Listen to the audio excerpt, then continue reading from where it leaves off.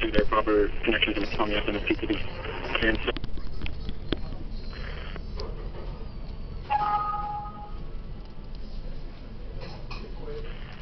hello YouTube, we're finally back with some more.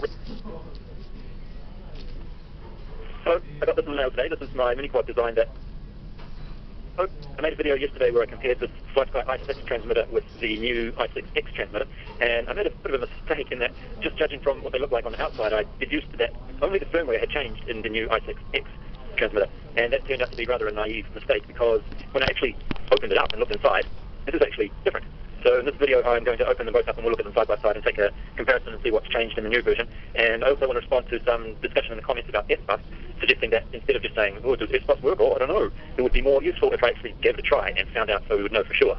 So jumping right into the comparison of what's inside them, I took some pictures while I had them apart, and I'll just show you them side by side. So on the left is going to be the i6, and on the right is going to be the i6X. And from this view here we can just at a glance see a couple of differences. The first one that stands out is that there are now little circuit board pieces on the back of the switches, and there are none before. And the other big difference that I noticed straight away is that the chip here is physically larger. Because this is another thing that came up in the comments. Can you flash the i6X firmware onto the i6 and get all of those nice features that we saw yesterday? Here's a close-up of the labels that they have on them. Here's a close-up of the chips. Now, I was willing to give it a try flashing the i6X firmware onto the i6 until I saw this. And I think this is just not going to work. It's a completely different sort of chip here, isn't it? I think. I don't know, is this an ARM chip? I have no idea what this is, to be honest, but when I saw this I just gave up on the idea of flashing the firmware onto here and seeing if it works. So I'm not going to do that, I'm afraid. The radio module itself seems to be exactly the same, just from looking at it from the outside. Well, should we look at things on the outside and judge them? Maybe not, but I think it's safe to say that this is the same, because the radio protocol has to be the same, given that they can bind to the same receivers and stuff. The circuit board on the new one has been given lots and lots more pads here for connecting and debugging and stuff, so you could probably put a logic analyzer on here and see what's going on with this one if you were so inclined. Here is a close-up of the switches. Electrically this is really no different. I guess it just gives a little bit more resistance to vibration and shock perhaps. I remember Bruce from RC Model Review saying something about these connections not being very secure in the long term, especially since this wire is not nice flexible silicon wire, it's just sort of regular cheap wire. Speaking of shock and vibrations, we can see that the new transmitter has a little bit of this sticky gunky stuff stuck on some of the plug rear ends, like this here. A lot more solder pads, or whatever you call these debugging connector pads. In fact, it looks like every single pin on this ribbon has been exposed. Here is a little bit more zoomed out view of the switch connections and where they go to on the main board. And in the older transmitter style, you can see that they are coming into 1, 2, 3, 4 wires for 2 switches, and they actually have a 2-position switch and a 3-position switch here. And I don't really understand how they're managing to do that with just the 4 wires. You can see that this white wire is bringing a common connection between them. So perhaps this is the ground and the other one's a floating or something, and they manage it like that. Over here you can see that they, if you can't see too well in this photo, I'll skip to the next photo in a second and we'll be able to see it clearer. But each of the switches has its own set of 3 wires going into it. And same goes for the variable resistor there, the potentiometer at the top, that has its own set of 3 wires going in, as it did before as well. And let me just switch to the next slide so you can see it a bit better here. There's 3 wires going into each of those. And when I saw this, I got quite excited because a while ago I actually bought, oops, we'll come to that in a minute, I actually bought some of these switches. These are 3-position switches, and physically they fit into here quite nicely. And what I wanted to do was swap this 2-position switch to be a 3-position switch, and like this, so this is already 3. But you only get one 3-position switch, and when I started using the CleanFlight iNav, which has a lot of different flight modes that I wanted to use, this 3-position switch became quite valuable, so I wanted to swap it in. But due to the way this wiring arrangement is set up, no matter which way I tried connecting up my new wannabe 3-position switch, it wouldn't work. But when I saw this, I thought, hey, it's probably going to work here because they've all been given their own separate inputs. And sure enough, so I've already done this, by the way, so we have 3-position, 3-position, so this is my new switch that I put in, and it seems to be working fairly well. So we've got, this is going to be channel 8 and 9. Isn't that correct? So now you can put the 3-position switch on these ones too, no doubt. Or you could put another dial on there if you had a physical way to mount it on there nicely. Or you could put 2 more switches on each of these, I guess. Or you could have a 5-position switch, or whatever you want. It looks like it doesn't matter anymore. There's no restrictions caused by the way these wires are connected up. Another change I noticed on the board, probably not very important, but I just thought I'd mention it since I was taking photos. There was a debugging connector thingy on the old version, and over here, there's no labels on here that I can really figure out what this is. But because this was missing, and there was a similar 5-pin plug here, I'm presuming that maybe this is what that has become in the new one. And just to finish off, how about this? Isn't this interesting? It looks like a PCB antenna, this little printed line on here. So I'm guessing this might perhaps be somewhere that a Bluetooth adapter could be attached. We have ground, 3 volts and reset at the top, and then over here we have these 2 pads which connect to RX and TX. So it seems like this is some kind of a serial connection. And the only other thing I can think of on this transmitter which is related to serial connections is this plug at the back. That's a serial connection basically, and it's used for, of course, using it as an instructor and a trainer, pairing 2 transmitters together. Pairing, which is what you do with Bluetooth, isn't it? So perhaps this is some kind of way that they're going to add something here and you can pair 2 transmitters so that you don't have to be physically connected with a wire between them when you're training a student pilot. It'll be kind of neat, wouldn't it? And presumably you could also use it to connect to your computer if your computer has a Bluetooth adapter and you can play games like your TV Free Rider or something like that using it as well. I don't know, but if you have any other ideas or if anybody knows, please let us know in the comments. This is quite an interesting looking thingy here. Now, about S-Bus, there were a couple of requests in the comments to try S-Bus, and I probably should have done that in my video yesterday. The main reason I didn't was because I thought I needed to have an inverter to change the signal coming in from the receiver to the flight controller so that the flight controller could understand it, because I've heard all about these S-Bus inverters that people are using. And I took a look at the signal that was coming out of the receiver, and sure enough, it changed when I changed the output mode setting from iBus, which I think this one is iBus, maybe? Not sure, maybe that's not iBus. I'm not sure. One is iBus and one is S-Bus, but you can see that they're clearly different. One is active high and one is active low. But anyway, that sort of gave me the impression that there was actually an S-Bus signal coming out, so I thought it was worth looking into a little bit more. And now I discovered that in clean flight we have this CLI command called S-Bus inversion equals, well, on, you would use for what I'm trying to do here, so that you don't actually need an inverter, which is quite nice, provided you have an F3 or presumably F4 target. And I do actually have this board here. There's an F3 flight controller. I haven't used it for anything yet. I've still only been flying F1 boards for all of my other stuff. But I tried it on here, and here we go. I just put this up here. So this is just using the regular clean flight configurator here. But we have roll, pitch, yaw, throttle, all the switches. So we've got the two 3-position switches there, and that one. And if we look down here, we'll see that that is, in fact, serial and S-Bus. So there you go. S-Bus does work with this transmitter. I mean, this receiver. I mean, this. It's an interesting question, because what I'm kind of hiding from you over to the left of the screen here is this. Oh, look at that.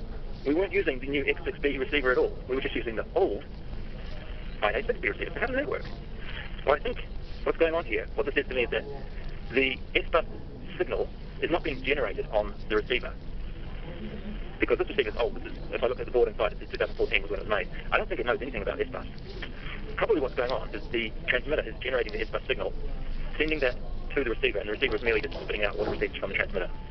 So instead of sending like a bunch of numbers to say, 0 to 100% for this one, and then telling the receiver to encode that as S-Bus or iBus, the encoding is being done here, which is quite an interesting way to do things, because it means you never really need to, you don't need to upgrade the receiver to have new protocols for your serial connections to your flight controller and so on. That does mean that you need to upgrade your transmitter. So what I said in my video yesterday now becomes a little bit wrong, because what I said at the end of the video is that the hardware is the same between this and the older transmitter, and if you already had this one, then there wasn't much point getting on these. So I was wrong. They have done quite a bit of work inside here, upgrading things and changing things and improving things, and allowing nice little improvements like having multiple 3-position switches. Plus, because this is where the S-Bus is being generated, it means that you can use S-Bus on all of your old receivers that you already have. So I guess there is a reason to be buying this, especially if you are wanting to run S-Bus on something. I think somebody said they're using ATM, which does not support iBus anyway. So if you're interested in S-Bus, yeah, I guess it is worthwhile maybe getting one of these after all. So that's all I have to say about this for now. Sorry for making assumptions instead of looking into things a little bit deeper to begin with, but I hope that has answered some of the queries that people are having. Anyway, thanks for watching. So I managed to get hold of one of these new FlightSky FS-I6X transmitters along with the new X6B receiver. So I thought I'd make a video to compare these two next to the what I'm going to call the regular FS-I6 transmitter and this IA6B receiver, which I've been using for quite a while now, and they've been working very well. Big thank you to Bandwidth for providing these two for me to review. Now, because these are both radio compatible, that is, this receiver can be used, this transmitter can be used with this receiver, and this transmitter can be used with this receiver, I'm thinking that most people will be more interested in what's new in this receiver and what features this one has that the other one doesn't have, because probably if you've already got one of these, you're not going to want to buy another one of those, especially when we look at this and see that the changes are fairly small, and a lot of the changes that are here you can get on this one by upgrading the firmware. But having said that, there are some just a few nice new things in the firmware that's on this transmitter, so I'll have a look at this as well, and then we'll go on to have a look at the receiver. Just to briefly outline the differences between these two, this transmitter is by default 6 channels, and you'll need to reflash the firmware if you want to do anything more than that. This transmitter is by default 10 channels. You can set it up to use 10 channels just by using the menu. The transmitters over here, we have 6-channel PWM output, Over here we also have 6-channel PWM output. On here we have iBus output, and on here we have iBus output as well. On here we have the sensor connection iBus, so it's input for iBus, which means that you can connect external sensor units up to here to measure things like external voltage from your LiPo battery, airspeed, altitude, temperature, and things like that. If you buy a separate external module, which I'll just show you one here, this is so there's my receiver in the bottom, and just above that there's another little black box, which is the voltage sensor that I've added, an external one to use.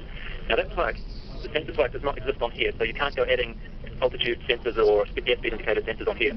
But the nice point is that it has a voltage sensor built in, so you can connect your 4S, up to 4S LiPo battery directly to here, so you don't actually need to get an external voltage sensor. And I think that's really great. That was one of the main things that I was really looking forward to about this, because it is a bit of a nuisance to have that extra space taken up and extra wiring and everything. And for me at least, voltage is probably the only one of those types of sensors that I'm ever going to want to use anyway. Here's the product listing on Banggood. It's $55 at the moment. This is with the receiver as well. And it looks like about $59 normally. And we'll have a look at, this is something that people are asking questions about, and it is a little bit confusing as to why don't they just say 10. But you need to turn the 10 on in the menu, which we'll have a look at in a minute.